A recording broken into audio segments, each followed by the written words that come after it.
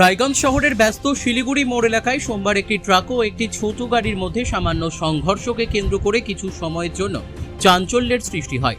তবে ঘটনায় কোনো হতাহত বা বড় ধরনের ক্ষয়ক্ষতির খবর নেই। স্থানীয় সূত্রে জানা যায়, একটি ট্রাক শিলিগুড়ি মোড়ের ট্রাফিক সিগন্যাল অতিক্রম করে কালিয়াগঞ্জের দিকে মোড় নেওয়ার সময় পাশে থাকা একটি ছোট গাড়ির সঙ্গে সামান্য ধাক্কা লাগে।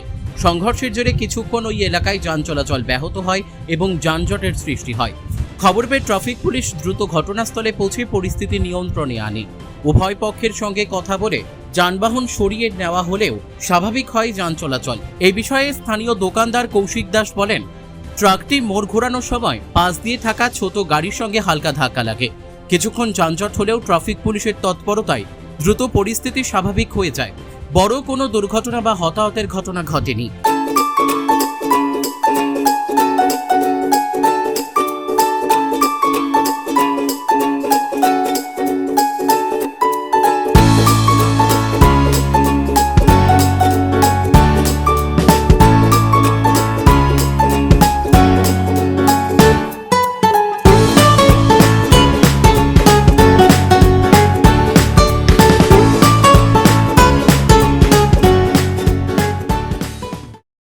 যে আমি এখানেই ছিলাম, তো ট্রাকটা কালিয়াগঞ্জ রুটের দিকে বাদিক যাবে, আর ছোটো মারুতি যেটা ছিল সুজুকি, যেটা ও দাঁড়াই ছিল, তো ওই টার্নিং নিতে গিয়েই লেগে গেল ঘষাটা, একদম সামনের দরজাটা কাঁচটাও ভেঙে গেল।